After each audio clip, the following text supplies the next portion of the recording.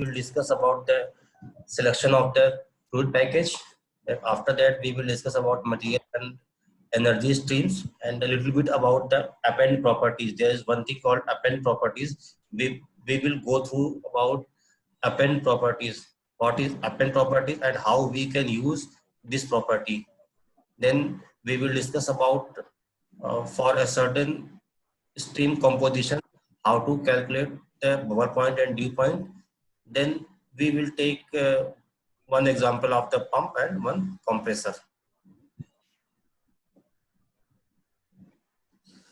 So, so for selection of the fluid package, I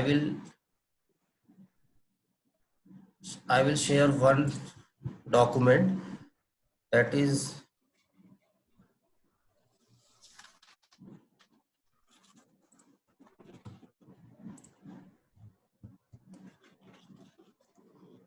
one second.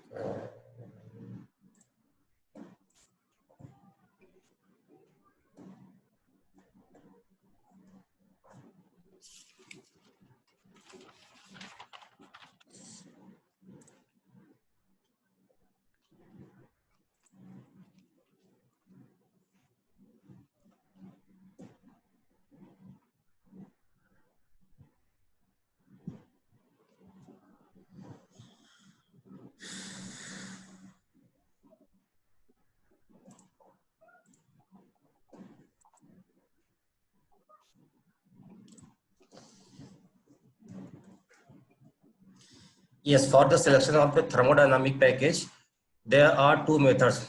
First is either you go through the literature. The very first thing is once you start the simulation, what you have done, either you have to enter the pure component into your simulation or generate the pseudo component or generate the pseudo component from the assay.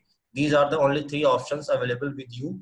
So once you have entered all those components, then after that, the next method is the selection of the thermodynamic package.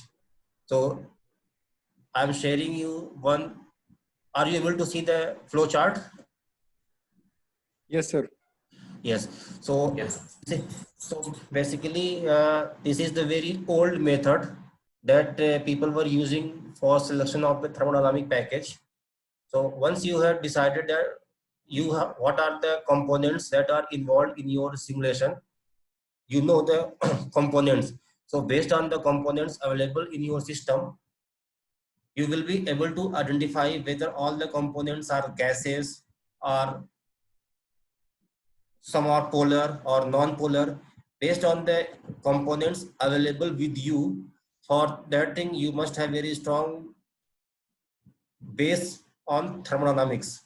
So once you have decided about whether the components are all gases or non-polar, see, if it is yes, then you can try Peng-Robinson or SRK method.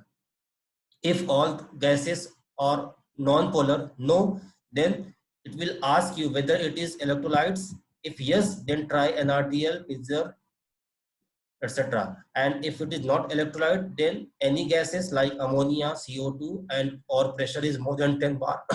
Again, here also, if it is no, then BIP is all known. BIP is basically if all gases, for example, ammonia and CO2 or pressure is more than 10 bar, if it is not fulfilling this criteria, then it is asking whether all the BIPs all known.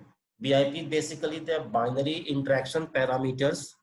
For example, if you are having two components in your system, let's say methane and ethane. So methane, we will I will show you in the table itself. If for example, if you are having the two component, then methane interaction of methane will be nothing, and interaction of methane with ethane will have some value, and likewise interaction of ethane with methane has some value. So BIP is basically